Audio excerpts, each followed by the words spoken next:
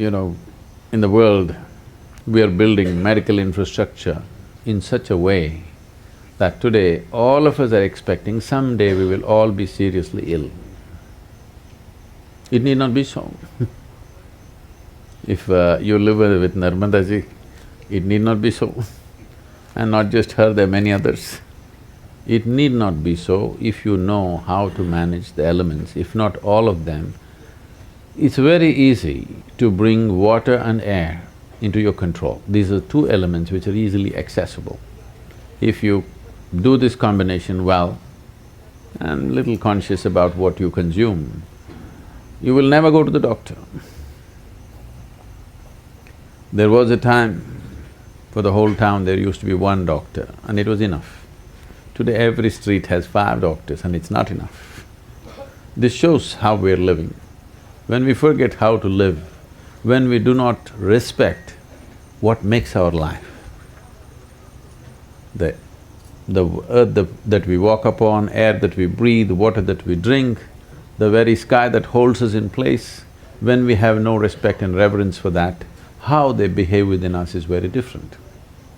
Today there is substantial scientific evidence to show that water has tremendous memory. If you just generate a thought looking at the water, the molecular structure of the water will change. Just a look, the molecular structure of the water will change. If you touch it, it will change. How you touch it is very important. So now for example, they're keeping it in a copper vessel with a flower on top of it, because this is the god. What other god? If you don't drink water for one day, this is the only god, no other god, isn't it? So, how you treat the water, the memory remains for a long period. So before we consume it or before it touches our body, how we treat the water changes the quality of everything in our system. This is a science we have always known, but today modern science has done enormous amount of experimentation on this. Now they're saying water is a liquid computer. The volume of memory and intelligence it carries by itself. It is a liquid computer, this is what they're saying, it's a fluid computer. We have always known this. What is called as tirth, why for one drop of water people go and stand in a temple, is because it has the memory of the divine. You want to take that into your system. If the deity is powerful and the water has touched the deity, it has the memory of the divine, you want that to enter your system. But being in a pure space like this, it's a blessing. If… there are certain ways with which you can be in the water. If one does that, every ailment, all chronic ailments will go. There are infectious diseases and chronic ailments. Infectious diseases are an invasion from outside. Other organisms are entering our body and troubling us. For this you need a doctor. You need warfare, you have to bomb them out. Chemical warfare is normally what we're doing. But over 70% of human ailments are self-help. We manufactured that within our system. This is simply because fundamentally, the way we are treating the elements within ourselves and around ourselves. The so-called modern life has absolutely no reverence to the substances which make our life. The life-making material is being treated badly and we're expecting it'll behave well within us and it will not. So being here at Narmada, it's time we bring back this culture because it's gone a full circle. Now modern science is insisting that water, the way you treat it is the way it's going to behave within you. And we must learn to treat it well. If we want to be healthy, if we want to be well, if we want to be successful, if we want to be prosperous, for all these things it's important the elements within you cooperate. If they don't cooperate, nothing will work.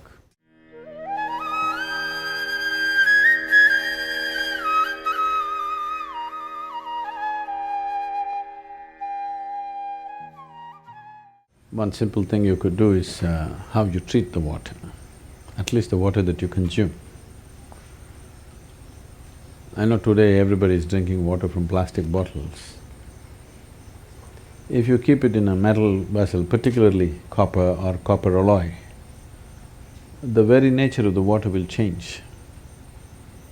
And traditionally, I don't know if it's still maintained in this part of the country, but in southern India, even now it's pretty common in traditional homes, where every day there is a puja for the water vessel. They will put some vibhuti on it, some kumkum on it, and there's a small arati for the thing, because the water should… water has a enormous amount of memory. It remembers how you have treated and accordingly it'll behave. This is something very simple, everybody can start. And as a part of this, in Tamil Nadu, we've been encouraging people to use copper vessels, pure copper vessels, because copper is such a… it's the best conducting metal and it energizes the water. Energizing, if you check the if you check the chemical composition, it'll not change. That is the beauty of it. It's only the molecular structure of the water that will change. You might have experienced this. Suppose you ever… is there a waterfall in Narmada anywhere? There's a waterfall. If the water is falling like, let's say, over 20-25 feet, and just after the waterfall, if you just touch the water, you will find water is silky for touch. Have you noticed this? Because water implodes within itself and the molecular structure changes. The way it feels is different. Today, they have created what is called as water imploding machines. You can implode the water with a machine, it just churns it in a certain way and implodes it. It has been found that if you use water imploding machines, with 10% of the water, you can grow the plants the same way as you're growing. The water consumption will come down. With 10% of water, the plants will yield the same, because the imploded water becomes silky and its ability to become a part of the plant system or tree is much better. So, if you're in agriculture, imploding machines can come. Some people have patented it in UK. We are trying to bring some machines and give this service to the local farmers in Tamil Nadu, so that people can use imploded water and their water consumption in the fields will come down dramatically, because how long you pump the water, electricity not being free these days, it gets very expensive for the farmer.